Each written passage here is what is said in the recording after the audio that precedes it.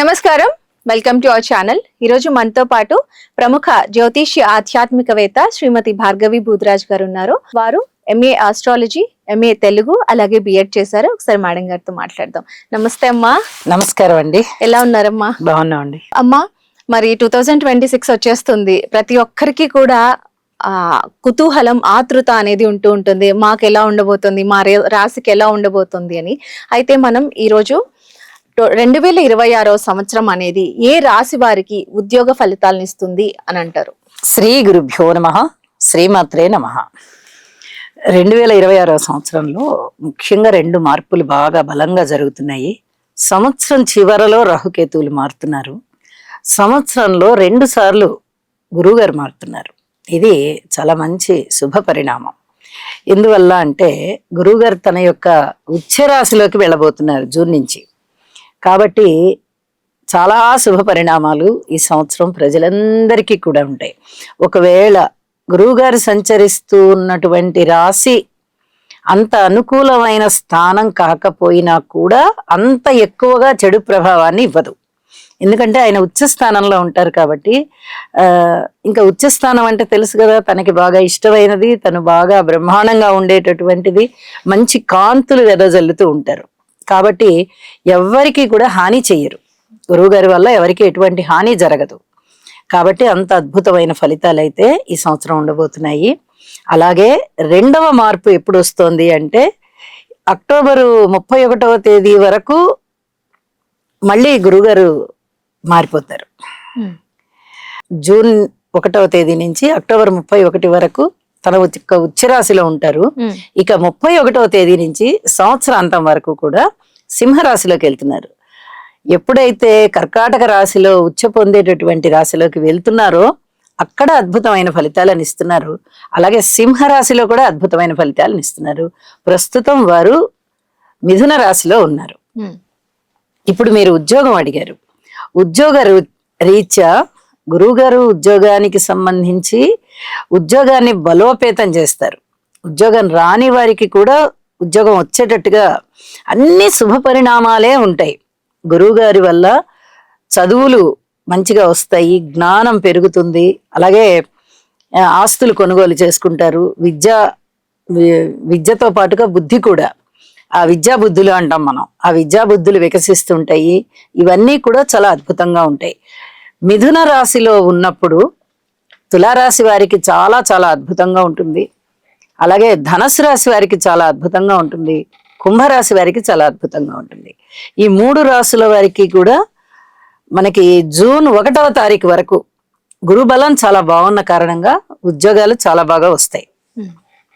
దాని తదుపరి మళ్ళీ అక్టోబర్ 31 వరకు కర్కాటక రాశిలోనే ఉంటున్నారు కదా, తన యొక్క ఉచ్చ స్థానంలో కర్కాటక రాశి వారికి చాలా అద్భుతంగా ఉంటుంది. వృశ్చిక రాశి వారికి చాలా అద్భుతంగా ఉంటుంది. అలాగే మకర రాశి వారికి కూడా చాలా అద్భుతంగా ఉంటుంది. సింహరాశి వారికి కూడా చాలా అద్భుతంగా ఉంటుంది. వీళ్ళందరికీ కూడా చాలా అద్భుతమైనటువంటి ఉద్యోగాలు వచ్చి తీరతాయి. అలాగే సింహరాశిలోకి ప్రవేశిస్తున్నారు అక్టోబర్ 31 నుంచి. ఇంకా 2 నెలల కాలం అక్కడ ఉంటారన్నమాట గురువుగారు సంవత్సరాంతం వరకు. సింహరాశికి చాలా బాగుంటుంది. అలాగే కన్యారాశి వారికి చాలా బాగుంటుంది. కుంభరాశి వారికి చాలా బాగుంటుంది. ధనస్సు రాశి వారికి చాలా బాగుంటుంది. అంటే అంచెలంచెలుగా ఆయన ఎప్పుడైతే రాశి మారుతున్నారో అప్పుడు ఇప్పుడు చెప్పుకున్న రాశుల వాళ్ళందరికీ అన్ని సమస్తమైన శుభాలు చేకూరుతాయి. మీరు ఒక ఉద్యోగం అడుగుతున్నారు. ఒక ఉద్యోగమే కాదు, ఉద్యోగంలో ఉన్నతి, ఇంకా ఏదన్నా పెళ్లి అలాంటివి, వివాహ శుభకార్యాలు జరగాలంటే అవి, సంతానం కావాలంటే సంతానం, ద్వితీయ సంతానం కావాలంటే ద్వితీయ సంతానం కూడా వచ్చేస్తారు. ఈ సమయంలో వస్తారు. ఆస్తులు పెరుగుతాయి. వీళ్ళకి మంచి పరపతి ఏర్పడుతుంది. ఒకటేమిటండి, గురువు గారు ఇవ్వనిదంటే ఏం లేదండి, సమస్త శుభాలు ఇస్తారు చాలా అద్భుతంగా. ఇప్పుడు మిథున రాశిలో ఉన్నారు కదా, సింహరాశి వాళ్ళకి చాలా అద్భుతమైన కాలం అని చెప్పాలి. కర్కాటక రాశిలోకి వెళ్ళినప్పుడు కర్కాటక రాశి వారికి చాలా అద్భుతమైన కాలమే, కన్యారాశి వారికి చాలా అద్భుతమైన కాలమే. అలాగే సింహరాశిలోకి వచ్చినప్పుడు తులారాశి వారికి కూడా చాలా అద్భుతమైన కాలం. ఒక్క ఉద్యోగమే కాదు, ఉద్యోగంతో పాటు విదేశీయానాలు కానీ, ధనము ఎప్పుడెప్పుడో బాకీలు పడి ఉన్న ధనము రావడం కానీ, బంగారం కొనుగోలు చేయడం గాని, ఆస్తులు కొనుగోలు చేయడం గాని, ఉన్నత పదవులు గాని, సమస్తమైనటువంటి శుభాలు చేకూరుస్తారండి. అంత అద్భుతమైన గ్రహము గురుగారు. మైథలాజికల్ గా చెప్పాలంటే ఇంకా అద్భుతమైనటువంటి మంత్రి ఆయన. మంత్రిత్వం చాలా బాగా చేస్తారు. మీరు ఒక్క పాయింట్ అడిగితే మనకి ఎన్ని పాయింట్లు ఇస్తున్నారు చూడండి గురుగారు. అంత అద్భుతంగా ఉంటుంది 2026 సంవత్సరం అంతా. ఓకే అబ్బా, వినడానికి నిజంగా చాలా ఆనందంగా ఉందమ్మా. అలాగే మరి ఏ రాశిలో వారికి ఎటువంటి ఉద్యోగ ఫలితం ప్రాప్తిస్తుందని అంటారు? అంటే ఫలానా గ్రహం వల్లనే ఉద్యోగం వస్తుంది అని చెప్పకూడదు, ఫలానా లాంటి ఉద్యోగం వస్తుంది అని చెప్పకూడదు. వాళ్ళకి ఏ తీరైన ఉద్యోగం వచ్చినా, అంటే గ్రహస్థితులు చాలా చాలా కాంబినేషన్స్ ఉంటాయి జాతకంలో. 7th ప్లేస్ ని బట్టి చెప్పాలి, 10th ప్లేస్ ని బట్టి చెప్పాలి, 6th ప్లేస్ ని బట్టి చెప్పాలి, 2nd ప్లేస్ ని బట్టి చెప్పాలి. ఈ 2, 6, 10 కాంబినేషన్స్ లో ఉద్యోగం వస్తుంది, లేదా 2, 7, 10లో వస్తుంది, 6, 7, 10లో వస్తుంది. ఆ గ్రహం అక్కడ బలోపేతమైందా, లేదా వర్గోత్తమం చెందిందా, లేకపోతే ఉచ్చలో ఉన్నదా, ఇతర బలమైన గ్రహాలతో కలిసి ఉన్నదా, అసలు రూలింగ్ ప్లానెట్ ఏమిటి జాతకంలో, ఇలా చాలా విషయాలు మనము జాతకాన్ని చూసి పరిశీలన చేయవలసి ఉంటుంది.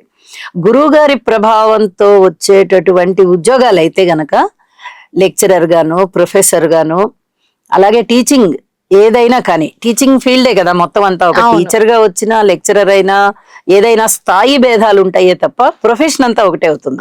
అలాంటి ఉద్యోగాలు గాని, లేదా ఒక లాయర్గా, ఒక జడ్జిగా, ఒక బంగారపు షాపుకి ఓనర్గా, అంటే వాళ్ళు బంగారం షాపులు పెట్టుకునేంత స్తోమతని కూడా ఇచ్చేస్తుంది. అప్పటి వరకు అంత స్తోమత లేకపోయినా అప్పుడు వాళ్ళు లక్షాధికారులు అయిపోయి ఉంటారు, ఇక బంగారు బిజినెస్ పెట్టిస్తారు.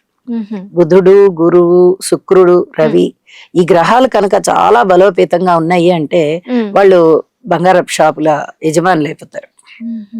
అలాగే శనిగారి ప్రభావం కూడా చాలా ఉంటుంది. ఈ 2026 సంవత్సరం అంతా కూడా శనిగారు ఎలా ఉన్నారంటే మీనరాశిలోనే ఉన్నారు. మీనరాశిలో నుంచి ఆయన ఇంకా మేషరాశిలోకి వెళ్ళలేదు, ఇప్పుడే వెళ్ళరు ఆయన. ఇంకా చాలా 2027 సంవత్సరం ఆఖరిలో వెళ్తున్నారు ఆయన.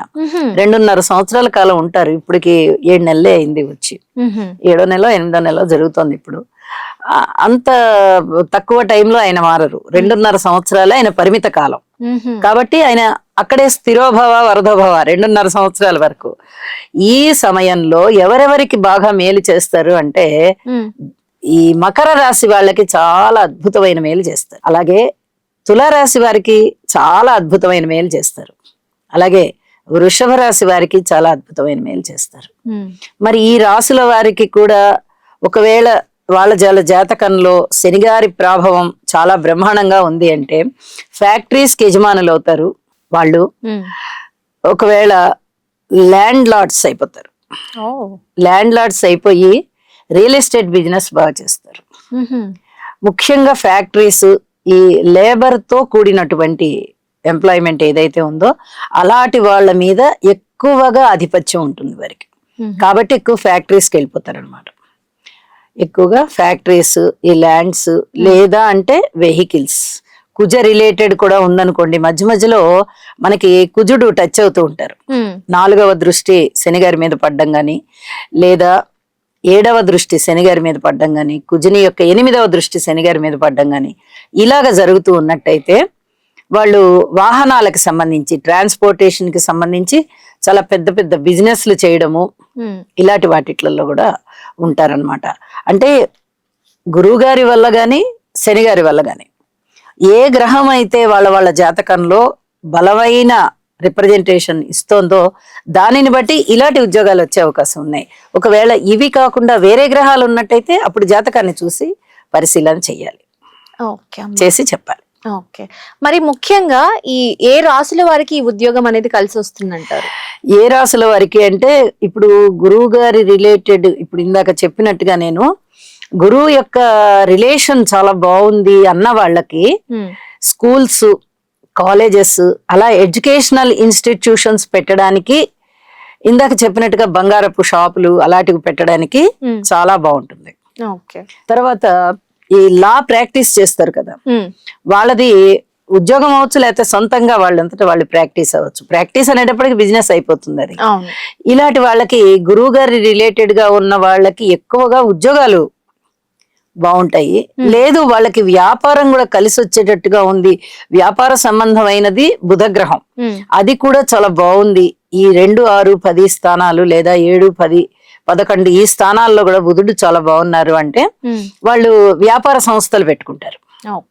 పుస్తకాల షాపులు పెట్టుకోవచ్చు, బుక్ షాప్స్, అలాగే ఏదైనా ప్రింటింగ్ కి సంబంధించి పెట్టుకోవచ్చు. లేదా ఇంకా మీకు చెప్తే కొంచెం ఆశ్చర్యం అనిపిస్తుంది, వాళ్ళు ఆశ్రమాలు పెట్టి ప్రజలకి సేవ చేస్తారు, ఆశ్రమాలని నిర్మిస్తారు వాళ్ళు.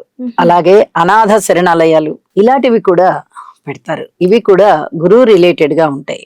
అంటే వాళ్ళకి ఏంటంటే చారిటీ అన్నమాట, ఎంతసేపు ఉన్న సేవ చెయ్యాలని ఆ లక్షణంతో వాళ్ళు ఇలాంటి వ్యాపారాలను ఎన్నుకోవచ్చు. అంటే దీన్ని వ్యాపారం అనకూడదు, సేవాభావం కాబట్టి సేవా సంస్థలు అనాలి. కానీ ఎవరికి కలిసి వస్తుంది అంటే మిగతా గ్రహాల కాంబినేషన్ కూడా చూడాలి తప్ప ఒక్క గురువు గారినే చూడడానికి లేదు. శని గారి యొక్క బలం చాలా బాగున్న జాతకాలు అనుకోండి, జాతక చక్రాలు అనుకోండి, ఇక వాళ్ళు ఇందాక చెప్పినట్టుగా వాళ్ళు ఉద్యోగంలో అయినా ఉన్నత స్థానంలోనే ఉంటారు. ఏది చాలా బాగున్నట్టయితే. ఒకవేళ శనిగ్రహం కొంచెం 70%, 60% లో ఉందనుకోండి, వాళ్ళు ఈ కార్మిక నాయకులు అలాంటి వాళ్ళుగా ఉంటారు. రాజకీయ నాయకులుగా కూడా ఉంటారు. రాజకీయంగా కూడా వాళ్ళు మంచి సేవాభావంతో ఉంటారు, ప్రజలకి సేవ చేసే ఉద్దేశంతో ఉంటారు. కానీ ఈ సేవ వేరు, ఆ సేవ వేరు. గురువు ప్రధానంగా ఉన్నప్పుడు చేసే సేవ వేరు, రాజకీయంగా చేసే శని గారి యొక్క ప్రధానంగా ఉన్నప్పుడు ఆ సేవ వేరు. ఇలాగా ఉంటూ ఉంటారు. ఇంకా పాదయాత్రలు చేస్తూ ఉంటారు చాలా మంది. అంటే వాళ్ళు రాజకీయ నాయకులు అయ్యుండి పాదయాత్రలు చేయొచ్చు, లేదా స్వచ్ఛంద సంస్థల ద్వారా కూడా పాదయాత్రలు చేస్తారు. విరాళాలు సేకరించడం, ప్రజలకు ఏదన్నా మంచి చేయడం, పెద్ద పెద్ద ఉపయోగకరమైన పనులు చేయడం, ఇలాంటివన్నీ కూడా ఉంటాయి. కాబట్టి ఈ వ్యాపారం అనేది వ్యాపార గ్రహాలు ఉన్నాయి కాబట్టి మనకి ఆ వ్యాపార గ్రహాల రిలేటెడ్ గా ఉంటే వాళ్ళు వ్యాపారాల్లోకి వెళ్తారు. లేదంటే కనుక ఇప్పుడు చెప్పినటువంటి ఉద్యోగాలలో వాళ్ళు స్థిరపడిపోతారు. అది జాతక చక్రాన్ని బట్టి చెప్పాల్సి ఉంటుంది, ఒక్క రాశిని బట్టి చెప్పడానికి రాదు. ఓకే అమ్మా, మరి ఇప్పుడు వివాహానికి సంబంధించి మాట్లాడుకుందాం. మరి ఈ 2026 సంవత్సరంలో వివాహానికి సంబంధించి ఏ రాశుల వారికి కలిసి వస్తుందంటారు? చాలా మిథున రాశికి అద్భుతంగా ఉంటుందండి. అలాగే వృశ్చిక రాశికి చాలా బాగుంటుంది, ధనుసు రాశికి చాలా చాలా బాగుంటుంది, కుంభరాశికి అద్భుతంగా ఉంటుంది. ఏమి వెనక్కి తిరిగి చూడవలసిన అవసరం లేదు. ఈ రాశుల వాళ్ళందరికీ ఇప్పుడు జూన్ కల్లా వివాహాలు కుదురుతాయి. జూన్ తర్వాత కర్కాటక రాశి వారికి బాగుంటుంది, వృశ్చిక రాశికి బాగుంది, తులారాశికి కూడా కొంచెం పర్వాలేదు, బానే ఉంటుంది. వృశ్చిక రాశి వారికి కూడా చాలా బాగుంది. అలాగే మకర రాశి వారికి చాలా బాగుంది, సింహరాశి వారికి చాలా బాగుంటుంది.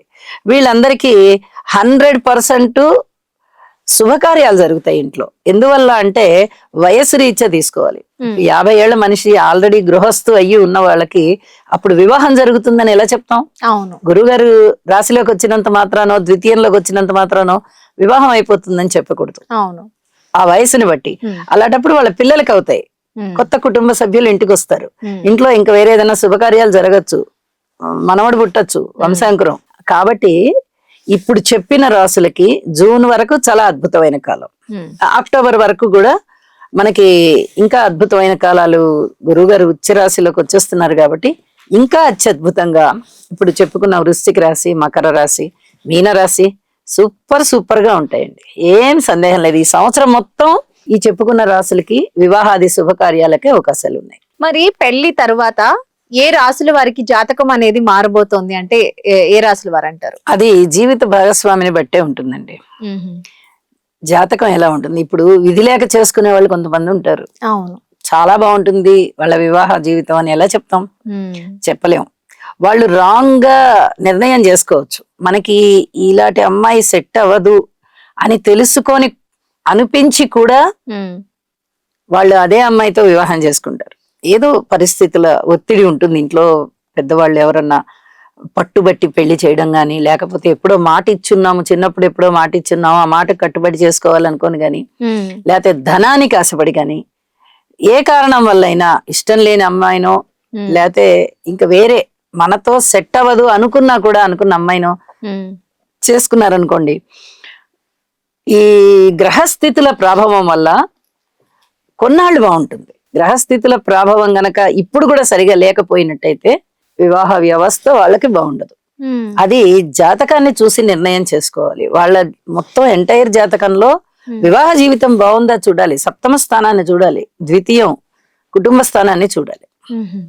ఈ రెండింటిని చూసి 12th ప్లేస్ ఎలా ఉందో కూడా చూడాలి.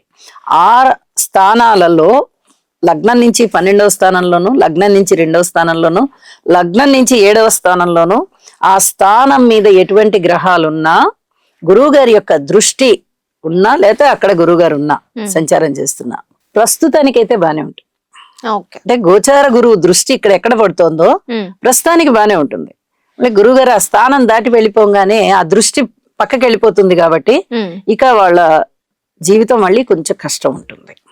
కాబట్టి జాతకంలో, జన్మ జాతకంలో ఎలా ఉన్నది అనేది చూసి అప్పుడు తెలియచెప్పుకోవాలన్నమాట. మరి ఏ రాశుల వారికి వివాహం జరిగితే బాగుంటుంది అంటారు ఈ 2026 సంవత్సరంలో? ఎవరికైనా వివాహం జరగచ్చండి. వివాహ జీవితానికి ఇప్పుడు చేసుకోవచ్చు, అప్పుడు చేసుకోవచ్చు అని లేదు. రాహుకేతువుల దశలు గాని, అంతర్దశలు గాని జన్మ జాతకంలో మనం గుర్తించుకుంటాం కదా, ఎప్పుడెప్పుడు ఏ దశలు జరుగుతుంది. ఆ సమయంలో చేయడం అంత మంచిది కాదు. గురు దృష్టి పడుతోంది, లేదా శుక్రాచార్యుల వారి యొక్క దృష్టి పడుతోంది, ఇప్పుడు వివాహ జీవితం మొదలైపోతోంది వీళ్ళకి అనే పక్షంలో కొంచెం ఈ రాహుకేతువుల యొక్క ప్రాబల్యం ఎక్కువగా ఉంటుంది. కాబట్టి అంటే మహాదశ గాని అంతర్దశ గాని జరుగుతున్నప్పుడు వాటికి పరిహారాలు చేసుకోవడం వల్ల చాలా వరకు మేలు ఉంటుంది. ఈ సంవత్సరం వీళ్ళు చేసుకోకూడదని లేదు. సింహరాశి వారికి రాశిలో కేతు ఉన్నారు, సప్తమంలో కుంభరాశిలో రాహు ఉన్నారు, అష్టమంలో శని ఉన్నారు. అష్టమంలో శని గారి దోషం ఉంటుంది కానీ వివాహానికి అంత దోషం ఇవ్వదు. కానీ ఈ లగ్నంలో సప్తమంలో రాహుకేతువుల దోషం చాలా వెన్నాడుతోంది. వారికి గురువు గారు ఎక్కడున్నా గాని ఇప్పుడు లాభంలో ఉన్నారు. ఇప్పుడు ఇందాక చెప్పుకున్నట్టుగా జూన్ 1 నుంచి వ్యయంలోకి వస్తారు, అక్టోబర్ 31 నుంచి రాశిలోకి వస్తారు. 3 సార్లుగా మారుతున్నారు గురువు. రెండు సార్లు మారుతున్నారు. ఇప్పుడు ఒక చోట ఉన్నారు, ఇంకా 2 మారుతున్నారు. గురుబలం బాగుంది కదా అనుకోవడానికి లేదు. ఈ రాహుకేతువులు చాలా ఇబ్బంది పెడుతున్నారు.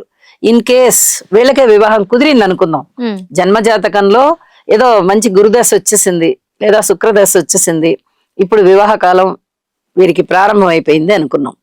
మరి ఈ రాహుకేతువుల మాట ఏంటి? గోచారంలో రాహుకేతువులు చాలా ఇబ్బంది పెడుతూ ఉంటారు. వివాహ జీవితంలో ఒక అన్యోన్యతనివ్వరు. మంచిగా ఉన్న వాళ్ళకే ఇవ్వరు. మంచిగా ఉన్న వాళ్ళకే సింహరాశి వారికి చాలా చాలా ఇబ్బందులు పెడుతున్నారు రాహుకేతువులు. మరి అలాంటిది వివాహం అదే సమయంలో చేసుకుంటే, గోచారం ఏమాత్రం బాలేనప్పుడు చేసుకుంటే ఇంకా చాలా ఇబ్బందులు పెడతారు. పరిహారాలు చేసుకోవాలి. అలా కుంభరాశి వారు కూడా ఇలా ఏ రాశి వారికైనా రాహుకేతువులు ఇబ్బంది పెడుతున్నారు అంటే వాళ్ళకి పరిహారం చేసుకుని జపాలు చేసుకోవాలి, హోమం చేయించుకోవాలి, అప్పుడు వివాహానికి వెళ్ళాలి. మరి ఇప్పుడు ఆర్థిక పరంగా చూసుకుంటే 2026 సంవత్సరం ఏ రాశుల వారికి ఆర్థికంగా బాగుంటుంది అంటారు? అసలు ఆర్థికంగా చెప్పాలంటే ఫస్ట్ సంపదనిచ్చేది గురువే. మొట్టమొదట మిథున రాశి వారికి చాలా చాలా బాగుంటుంది, కర్కాటక రాశి వారికి బాగుంటుంది, సింహరాశి వారికి బాగుంటుంది, కన్యా రాశి వారికి బాగుంటుంది, వృశ్చిక రాశికి బాగుంటుంది, తులకి బాగుంటుంది, ధనస్సుకి బాగుంటుంది, మకరానికి బాగుంటుంది, మీనానికి బాగుంటుంది, కుంభానికి బాగుంటుంది, అంచెలంచెల వారీగా బాగుంటుంది. ఒకటేసారి అందరికీ బాగుండట్లా. మరి గురువు గారు మారుతూ ఉన్నప్పుడు, స్థానం మారుతూ ఉన్నప్పుడు ఆ 5 రాశులకి బాగుంటుంది, మళ్ళీ స్థానం మారినప్పుడు 5 రాశులకి బాగుంటుంది. ఏది ఏమైనా మేషరాశి వారికి మటుకు చాలా ఇబ్బందులు కనబడుతున్నాయి. మేషరాశి వారికి అంత పూర్తిగా బాగుంది అని చెప్పడానికి కనీసం ఇప్పుడు 5 నెలల కాలం గురువుగారు ఒక రాశిలో ఉంటున్నారు, తర్వాత ఇంకొక 5 నెలల కాలం ఇంకో రాశిలో ఉంటున్నారు, తర్వాత ఇంకో 2 నెలల కాలం ఇంకో రాశిలో.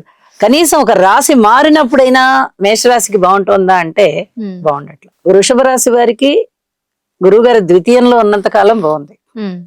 మేషరాశి వారికి ద్వితీయంలోనూ బాలేదు, తృతీయంలోనూ బాలేదు, చతుర్థంలోనూ బాలేదు.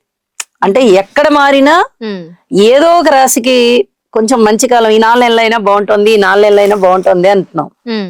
మేషరాశికి అయితే ఇంకా వాళ్ళు చూసుకోవాల్సిందే, పరిహారాలు చేసుకోవాల్సిందే. అమ్మా మరి ఆర్థికంగా బాలేని వాళ్ళు 2026 సంవత్సరంలో ఎటువంటి పరిహారాలు చేసుకుంటే బాగుంటుంది అంటారు? గురువు గారికి, శని గారికి, రాహు కేతువులకి, ఈ 4 గ్రహాలకి చక్కగా జపాలు చేయించుకోవడం చాలా మంచిది. ప్రతిరోజు ఆ గ్రహాలకి జపాలు చేసుకోవడం, ఇంటి ఇలవేల్పుని ఆరాధించాలి.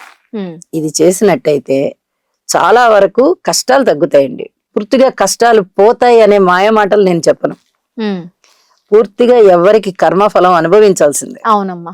కాబట్టి పూర్తిగా ఏమీ పోవు, కొంతవరకు నిరోధింపబడతాయి. ముఖ్యంగా ఇంటి ఇలవేల్పుని పూజ చేయడం ద్వారా ఆయన మన ఇంటికి రక్షకుడు. తరతరాలుగా ఇంటి ఇలవేల్పు మనకి పూజించదగ్గ దైవం. అంటే మన పెద్దలు పూజించారు, అంతకన్నా పైన పెద్దలు పూజించారు, అంతకన్నా పైన మన వంశంలో ఎవరైతే పెద్దలు ఉంటూ వచ్చారో, ఇప్పటి వరకు వంశం ఎలా అయితే గడుస్తూ వచ్చిందో వాళ్ళందరూ కూడా ఆ దేవుణ్ణి పూజిస్తూ వచ్చారు. అంటే ఆ దేవుని యొక్క అధీనంలో మనం ఉన్నాం, ఆ రక్షణలో ఉన్నాం. అలాంటప్పుడు మనము బలనా దేవుణ్ణి నమ్మి పూజ చేస్తున్నామంటే భగవంతుడు కూడా అంతే. అరే వీళ్ళ అమాయకులు, వీళ్ళ పెద్దలు బాగా భక్తితో ఉన్నారు, ఇప్పుడు వీళ్ళకి భక్తి తగ్గింది, వీళ్ళకి భక్తి పెరిగేటట్టు చేద్దాం, వీళ్ళు ఏదైనా కాస్త భక్తితో ఉంటే వీళ్ళని రక్షిద్దాం అని చెప్పి భగవంతుడు కూడా చూస్తూ ఉంటాడు. మన పెద్దలు చేసిన మంచి మనకు వస్తుంది అంటారు కదా, మంచి అయినా చెడైనా ఏదైనా వస్తుంది. కానీ రక్షించడంలో, భగవంతుడు రక్షించడంలో వీళ్ళ పెద్దలు సాధువులు ఉన్నారు, ఇందులో చక్కగా సన్మార్గంలో ఉన్నవారు, ఆధ్యాత్మిక చింతనలో ఉన్నవారు అందరూ ఉన్నారు. వాళ్ళ పుణ్యం వల్ల ఈ వంశం అంతా ఉద్ధరింపబడుతూ వస్తోంది తరతరాలుగా. ఇప్పుడు ఒకవేళ ఏదైనా పిల్లలు అటు ఇటుగా ప్రవర్తించినా వాళ్ళు మంచి దారిలోకి వచ్చేటట్టుగా మనం ఏదన్నా చేద్దామని భగవంతుడు ఒక అవకాశం ఇస్తూ ఉంటాడు. ఇప్పుడు ఒక జ్ఞానాన్ని ఇస్తూ ఉంటాడు. ఎవరో విధంగా చెప్పించడము, ఏదన్నా ఒక చెడు జరిగినప్పుడు మనం ఇలా చేశాము, అందువల్ల ఇలా జరిగింది, మనం మన దేవుణ్ణి పూజించుకుంటే ఇలాంటివన్నీ ఉండేవి కాదేమో, కొన్నైనా కష్టాలు తగ్గుతాయేమో అనే ఆలోచన వచ్చేటట్టుగా భగవంతుడు చేస్తాడండి. చేసి మళ్ళీ మనని సరైన దారిలో పెట్టేటట్టుగా చేస్తాడు. ఆ విధంగా మళ్ళీ మనం రక్షింపబడతాం. అమ్మా, నెక్స్ట్ మాట్లాడుకోవాలంటే 2025లో కొన్ని రాసుల వారు ఆర్థిక ఇబ్బందులు ఎదుర్కొని చాలా మరి 2026లో కూడా ఆ రాసుల వాళ్ళు అదే పరిస్థితిని ఎదుర్కోవాల్సి ఉంటుందంటారా? అలా ఉండదండి. ఎప్పుడు ఒకటే గ్రహం వల్ల ఇబ్బంది పడ్డారు అని ఉండదు, ఒకటే గ్రహం వల్ల ఉచ్చులోకి వెళ్ళిపోయారు అనేది ఉండదు. ఆ సమయంలో ఒక 2-3 గ్రహాలు బాగుండి ఉండొచ్చు, అందువల్ల వాళ్ళు గెటాన్ అయిపోయి ఉంటారు. ఒక 2-3 గ్రహాలు ఇబ్బంది పెడుతూ ఉండొచ్చు, అందువల్ల వాళ్ళు వాళ్ళ యొక్క కర్మఫలాన్ని అనుభవిస్తూ ఉండొచ్చు. కాకపోతే 2025లో మనకి ఇలాగే గురువుగారు 2 సార్లు వక్రించి వెనక్కి వెళ్ళడం, మళ్ళీ అతిచారంతో ముందరికి వెళ్ళడం ఇలా జరిగింది.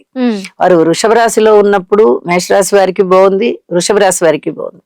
ఇప్పుడు మిథున రాశిలోకి వచ్చేసిన తర్వాత మేషరాశి వారికి చాలా కష్టాలు మొదలయ్యాయని చెప్పొచ్చు ఆర్థికంగా. ఎందుకంటే వాళ్ళకి ఏలినాటి శని జరుగుతోంది, ఇటుపక్క గురు బలము లేదు. 2 పెద్ద గ్రహాల యొక్క అనుకూలత లేకపోవడం వల్ల మొన్నటి వరకు వాళ్ళు ఇబ్బంది పడ్డారు. గురువు వృషభ రాశిలో ఉన్నంత వరకు బాగున్నారు, మళ్ళీ మిథున రాశిలోకి వచ్చినప్పుడు, తర్వాత అతిచారంతో కర్కాటక రాశిలోకి వచ్చినప్పుడు, మళ్ళీ మిథున రాశిలోకి వక్రించి వెళ్ళినప్పుడు, ఇప్పుడు అంతా కూడా మిథున రాశి వారు చాలా ఇబ్బంది పడ్డారు. మీనరాశి వారు కూడా ఆర్థికంగా చాలా ఇబ్బంది పడ్డారు 2025లో. అలాగే మకర రాశి వారు కూడా కొంత ఇబ్బంది పడ్డారు మిథున రాశిలోకి రాగానే. వృషభ రాశిలో ఉన్నంత వరకు బాగున్నారు, కానీ మిథునంలోకి రాగానే మకరం వాళ్ళు కూడా చాలా ఇబ్బంది పడ్డారు. వృషభ రాశిలో ఉన్నంత వరకు వృశ్చిక రాశి బ్రహ్మాండంగా ఉంది. ఇప్పుడు వృశ్చిక రాశి వారికి అష్టమంలోకి వెళ్ళిపోయి గురువుగారు వాళ్ళు కూడా ఇబ్బందులు పడుతున్నారు. ఈ విధంగా 2025లో గురువు గారు మిథున రాశిలోకి వచ్చేసినప్పటి నుంచి ఇబ్బంది పడ్డవాళ్ళు ఇప్పుడు జూన్ నెలలో మళ్ళీ గురువు గారు మారుతున్నారు, అప్పుడు చాలా బాగుంటారు. మీనరాశి వారు బాగుంటారు, వృశ్చిక రాశి వారు బాగుంటారు, మిథున రాశి వారు బాగుంటారు, కర్కాటక రాశి వారు బాగుంటారు, సింహరాశి వారు బాగుంటారు. వీళ్ళందరూ కూడా ఆర్థికంగా బలాన్ని తెచ్చుకుని చక్కగా బలోపేతం అయిపోతున్నారు. అలాగే శని గారి దృష్టి కూడా చెప్పుకోవాలి, ఆయన స్థితి కూడా చెప్పుకోవాలి. ఒక్క గురువు గారి వల్లే సంపద పెరుగుతోందని కాదు, ఒక్క గురువు గారు బాగుంటే సంపద తెచ్చుకోవడానికి ఆయన ప్రయత్నం చేయిస్తారు, ఇస్తారు. ఇక్కడ శని గారు కూడా బాగున్నట్టయితే ఇంకా అద్భుతంగా ధనం చాలా బాగుంటుంది. అయితే మకర రాశి వారికి చాలా బాగుంది. మకర రాశి వారు ఎంతో ధైర్య సాహసాలతో ధనం సంపాదించుకోగలుగుతున్నారు. తర్వాత తులారాశి వారికి కూడా చాలా బాగుంది. తులారాశి వారు కూడా ఆర్థికంగా 2025 పరిపుష్టంగానే ఉన్నారు, 2026 పరిపుష్టంగానే ఉన్నారు. అలాగే వృషభ రాశి వారు కూడా ఇప్పుడు బాగున్నారు, 2025లోనూ బాగున్నారు. కాబట్టి శనిగారి వల్ల అంతగా ఇబ్బందులు లేవు. కానీ మిగతా రాశులు ఉన్నాయి కదా, ఇబ్బందులు పడుతున్నారు వాళ్ళు. 2025 పడుతున్నారు, 2026లో కూడా పడుతున్నారు. ఇంకా శనిగారి మార్పు జరగదు కాబట్టి ఇప్పుడే. మరి అమ్మ 2025 సంవత్సరంలో బాగున్న రాశుల వాళ్ళు ఎవరైతే ఉన్నారో వాళ్ళకి 2026లో మరింత బాగుండబోతుందా? మిథున రాశి వారికి 2025 కన్నా 2026 ఇంకా అద్భుతంగా ఉంటుందండి. కర్కాటక రాశి వారికి 2025 కన్నా 2026 ఇంకా అద్భుతంగా ఉండబోతోంది. ఈ రెండు రాశుల గురించి చాలా ప్రధానంగా చెప్పుకోవాలి. ఎందుకంటే అప్పుడు ఇప్పుడు కూడా బాగుంటుంది, కంపారిటివ్లీ 2026 ఇంకా ఇంకా బాగుంటుంది. కాబట్టి మిథున రాశి కర్కాటక రాశి వారికి తిరుగులేని విధంగా ఉంది. సింహరాశి వారికి పర్వాలేదు అన్నట్టుగా ఉంది. ఎందుకంటే యువతల రాహుకేతువుల యొక్క ప్రాబల్యం గాని శనిగారి ప్రాబల్యం గాని అనుకూలించడం లేదు. కాబట్టి పూర్తిగా అనుకూలించట్లా. ఈ గ్రహాల ఈ రాశులకైతే మిథునానికి గాని కర్కాటకానికి గాని గురుగారు ఉచ్చలోకి వచ్చేస్తున్నారు కదా. మిథున రాశి వారికి ద్వితీయంలో వచ్చా, కర్కాటక రాశి వారికి రాశిలోనే వచ్చా.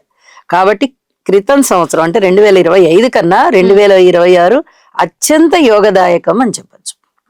మకర రాశి కూడా పర్వాలేదు అని చెప్పచ్చు. ఎప్పుడు అది కూడా జూన్ తర్వాత. అమ్మా మరి 2026లో పెద్ద పెద్ద మార్పులు, ఊహించని మార్పులకు శ్రీకారం చుట్టే రాశులు ఏమంటారు? కర్కాటక రాశి అండి. అస్సలు ఊహించనటువంటి విధంగా వాళ్ళ యొక్క ఉన్నతి ఉంటుంది. వివాహం కాని వారికి వివాహం అవుతుంది. ప్రేమ వివాహం కావాలంటే సంప్రదాయక ప్రేమ వివాహం అవుతుంది. కులాంతర వివాహాలు, మతాంతర వివాహాలు కాదు. సంప్రదాయకంగా మేము ప్రేమించుకున్నామండి, మా కులస్తులే అనేటటువంటి వారికి చాలా అద్భుతమైనటువంటి వివాహం జరిగిపోతుంది. ఎవ్వరు వద్దనే ప్రసక్తి ఉండదు. అలాగా దాని తరువాత ధనాన్ని గురించి గాని, విదేశాలకు వెళ్ళడం గురించి గాని, ధనం సంపాదించుకునే విషయంలో ఉన్నతి గురించి గాని, ఉద్యోగంలో ఉన్నతి గురించి గాని, కీర్తి ప్రతిష్టల గురించి గాని, కుటుంబానికి సంబంధించి పరువు ప్రతిష్టల గురించి గాని కర్కాటక రాశి మిథున రాశి రెండు పోటీ పడుతూ ఉంటాయి. అంత బాగున్నాయి. ఘన విజయాలు సాధిస్తారు వీళ్ళు. ఘన విజయాలు. ఇంకా మిగతా రాశుల వారికి ఇతరత్ర ఆటంకాలు ఉన్నాయి. ఎందుకంటే ఇక్కడ ఇందాక చెప్పినట్టుగా సింహరాశిలో కేతు ఉన్నారు, కుంభరాశిలో రాహు ఉన్నారు, ఆటంకాలను ఇచ్చేస్తారు. అలాగే కన్యా రాశికి వచ్చేటప్పటికి ఇక్కడ శనిగారి యొక్క దృష్టి ఉంది, ఇబ్బంది అయిపోతుంది. తులారాశి వారికి బాగుంటుంది, బాలేదు అని చెప్పడానికి లేదు. వాళ్ళకి దాదాపు త్రూఅవుట్ సంవత్సరం అంతా కూడా బాగుంది. అంటే అసలు అద్భుతాలు ఎప్పుడు జరుగుతాయని అడుగుతున్నారు మీరు. కాబట్టి ఇది కొంచెం రెండో పక్షంగా అనిపిస్తుంది. ఎప్పుడు ద్వితీయ అర్థంలో జూన్ తర్వాత కొంచెం తగ్గినట్టుగా అనిపిస్తుంది. ఇప్పుడైతే చాలా చాలా బాగున్నారు. ఇక ధనుసు రాశి వారు కూడా అంతే. ద్వితీయ అర్థంలో జూన్ తర్వాత తగ్గిపోతుంది ప్రభావం. ఇప్పటి వరకు వాళ్ళు అద్భుతాలే చూస్తున్నారు, ఇంకా చూస్తారు కూడా. ఈ 5 నెలలు 6 నెలల కాలం చూస్తారు కూడా.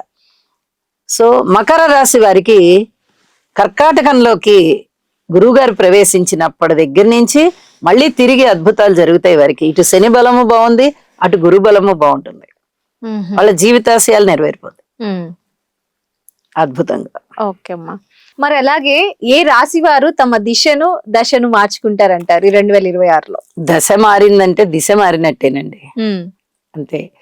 దశ దిశ అని ఎందుకు వచ్చింది అంటే, ఇప్పుడు ఏదైనా ఒక గృహంలో నివసించాలి, మనం వెళ్ళి ఈ గృహంలో నివసించాలి అనుకున్నప్పుడు ఆ దిశ మనకి అనుకూలంగా ఉన్న దిశ అయితే మన దశ మారిపోతుంది. అనుకూలమైన దిశ కాకపోయినట్టయితే మన దశ మనకి ఇబ్బంది పెడుతుంది. అంతే.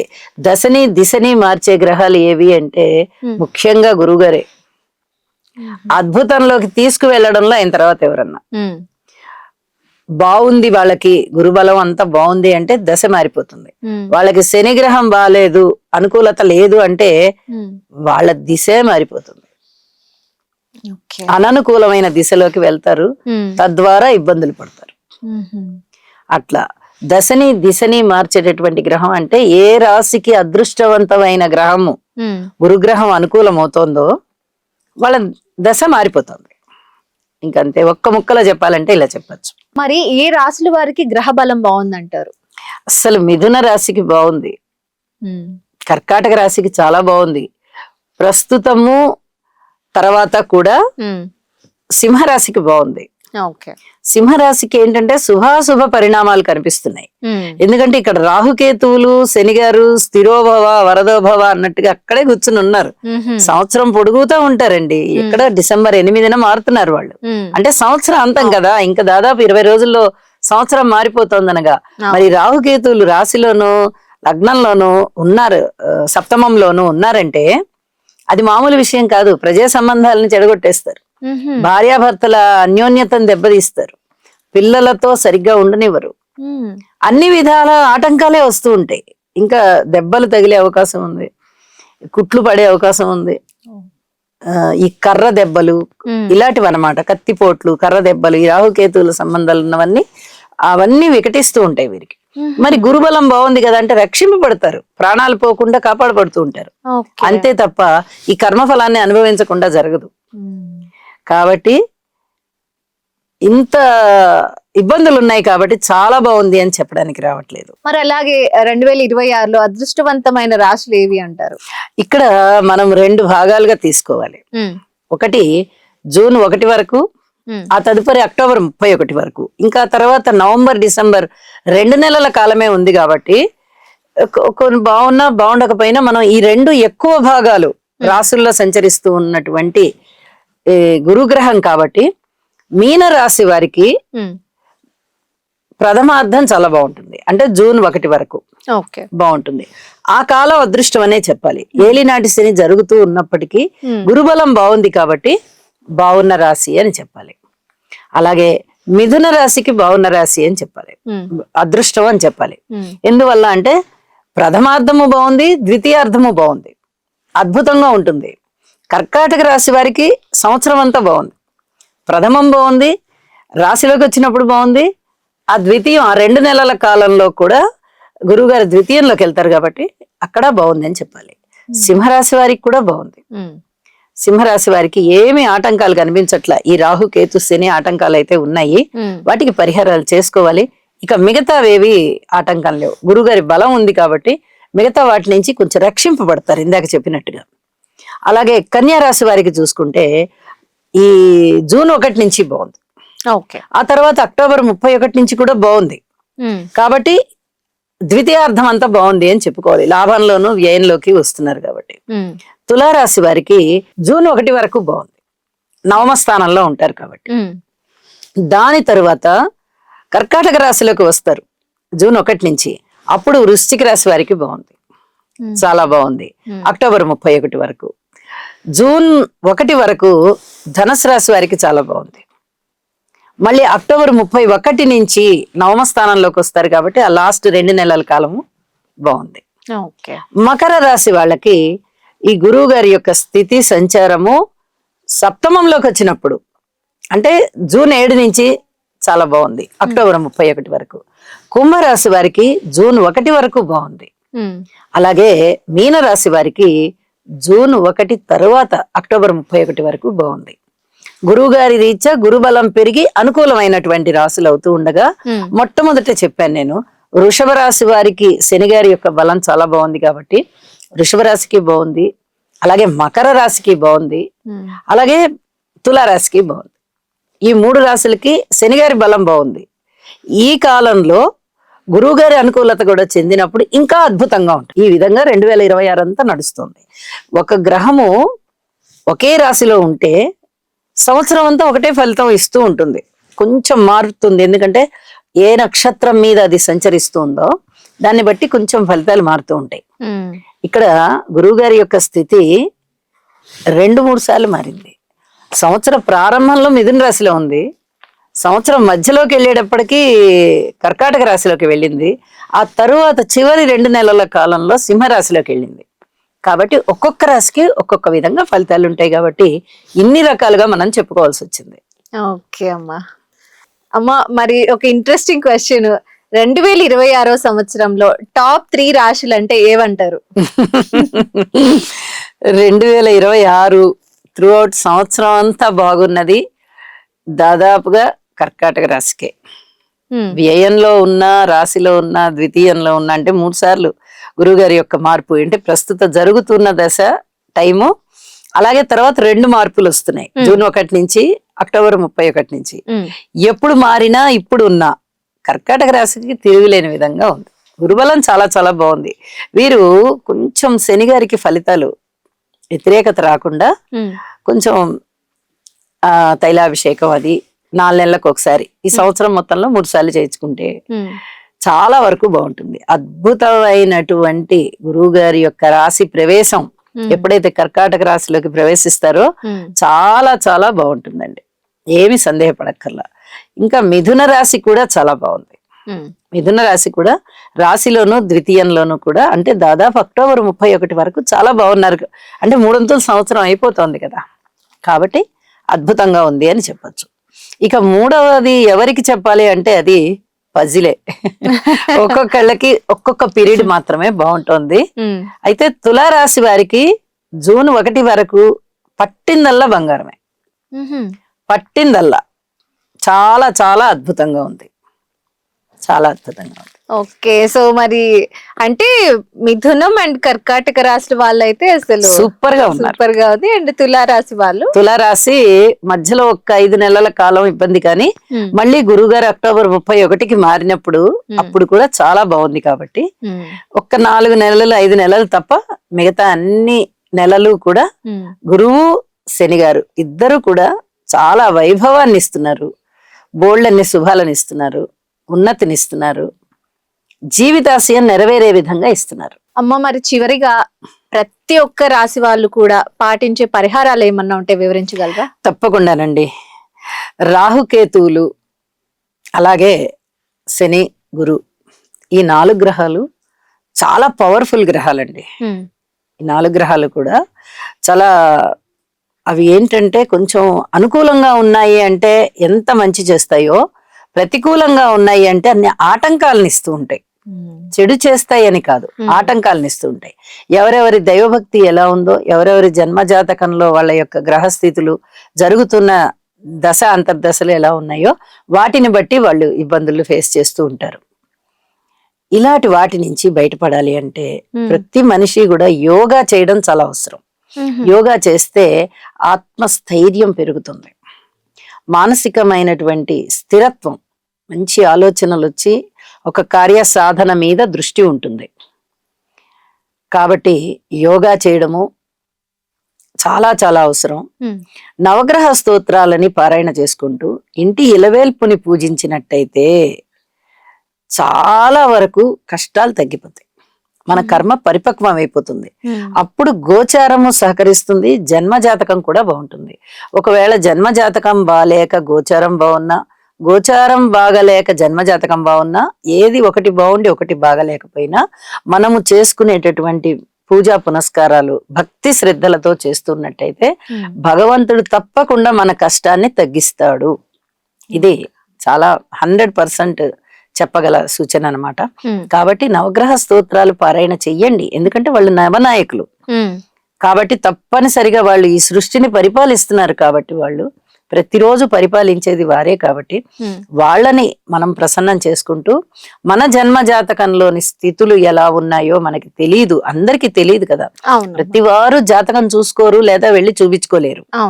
కాబట్టి మన జాతకం ఎలా ఉన్నా సరే మనం బాగుండాలి. కాబట్టి చక్కగా ఇంటి ఇలవెల్పుకి పూజ చేసుకున్నట్టయితే, ఒకరికి లక్ష్మీ నరసింహస్వామి ఉంటారు, ఒకళ్ళకి ఆంజనేయ స్వామి ఉంటారు, ఒకళ్ళకి వెంకటేశ్వర స్వామి ఉంటారు. ఎవరైనా మన దేవీ దేవతలు ఎవరైనా కానీ చాలా అద్భుతమైనటువంటి శక్తి కలిగిన వారు. ఆ శక్తి పేరే దైవం. ఆ దైవానికి ఎన్ని రకాల పేర్లైనా పెట్టుకోండి, ఆ శక్తికి ఎన్ని రకాల పేర్లైనా పెట్టుకోండి. మీరు ఒక దైవానికి ఆరాధన చేశారు అంటే ఇంకో దైవం కూడా వచ్చి మనని రక్షిస్తారు. అలాంటి అద్భుతమైనటువంటి ఆధ్యాత్మికమైనటువంటి బలం కలిగి మనం నమ్మిన భగవంతుడు మనని ఈ విధంగా రక్షించేటటువంటి దేశం మనది. అవును, ఈ గడ్డే అంత గొప్ప గడ్డ. అవును. కాబట్టి ఈ దేవుడికి చెయ్యాలా ఆ దేవుడికి చెయ్యాలా అని అందరి దేవుళ్ళ వెంట పరిగెత్తద్దు. చక్కగా ఈ పరిపాలన చేసేటటువంటి నవగ్రహాలు, అష్టదిక్పాలకులు, నవనాయకులు అని చెప్తాం. అవును. అష్టదిక్పాలకులకి చక్కగా ఒక నమస్కారం చేసుకోండి నిద్ర లేవగానే. అలాగే నవగ్రహాలని పూజించండి. వాళ్ళేమి మనని భయపెట్టే వాళ్ళు కాదు, వాళ్ళు కూడా అనుకూలంగానే ఉంటారు. వాళ్ళే మనని ఉచ్చులోకి తీసుకెళ్తారు, వాళ్ళే కింద పడేస్తూ ఉంటారు. ముందర వాళ్ళే మనకి పరిపాలకులు చెప్పాలంటే. మన గ్రహచారం బాలేదు అంటూ ఉంటాం మనం. ఏదైనా దెబ్బలు తగిలినా, ఎక్కడన్నా కింద పడ్డా, ఏదైనా చెడు జరిగినా, గ్రహచారం అంటే గ్రహాల సంచారం అనే కదా అర్థం.